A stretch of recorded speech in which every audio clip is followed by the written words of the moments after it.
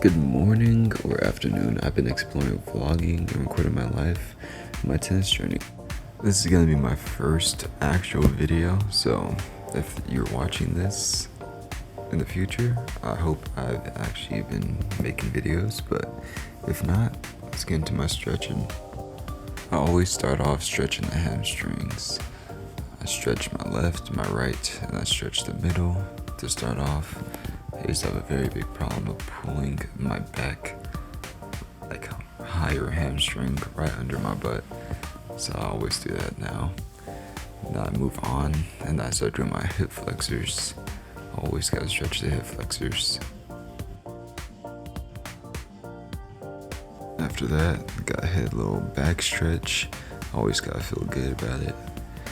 We get down the ground, then we gotta get the real good one. It's called the scorpion. This thing releases all the stress in your back, I promise you. Do this about 10 times each side. I'm not gonna show that the whole thing for all my exercises or stretches, but that one's the best one.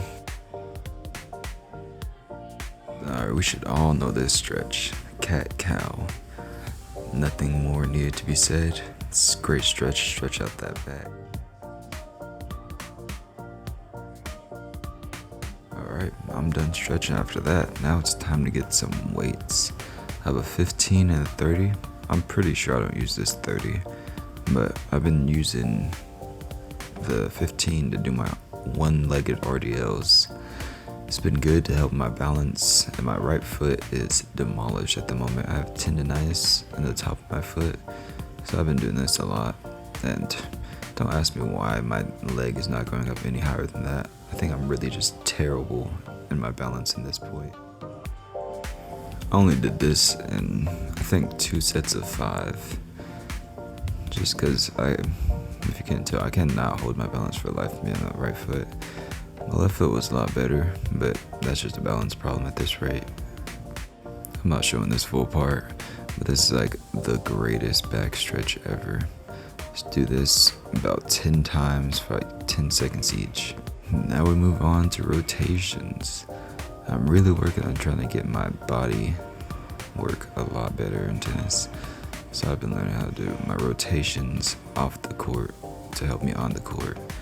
See here, just try and get that weight transfer from back to forward. Holding the weight in your hands really helps you feel the momentum change.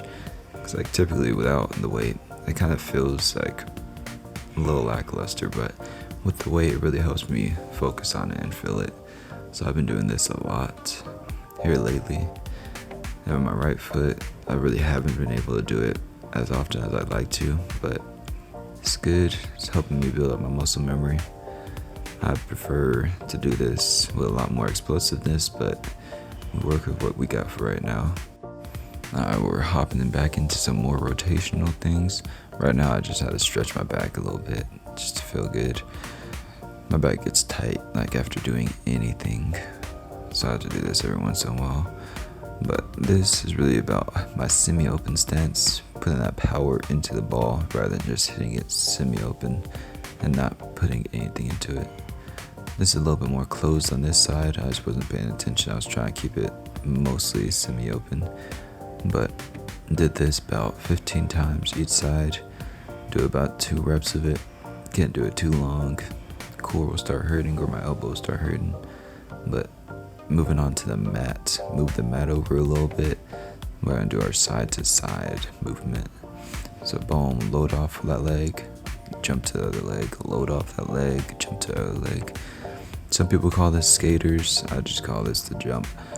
But can't do this one as hard either, obviously. This is recovery. So I'm just trying to get my foot up to par, trying to keep it light, try not to flare it up or anything. But this is one of my favorite things to do. Now we're moving on to the rotator cuff workout. I know this is way too much weight to be doing with my rotator cuff. I really didn't want to grab another one. But I've been doing about 10 pounds and just going up, up, up, up, up. Then I go side, then I go back, then I go all the way above my head. But I didn't record that, my phone started dying. But these are really good for your rotator cuff. But if you made it to the end of the video, please subscribe and like the video. Thank you for watching. Also, I always like to end off with just hitting some squats every gym session, but it's just to always make sure I'm putting some weight in that foot and making sure I build up that strength in it rather than just letting it get weaker and weaker. So that's what I'm doing right now. But have a good morning or night or afternoon. Thank you for watching.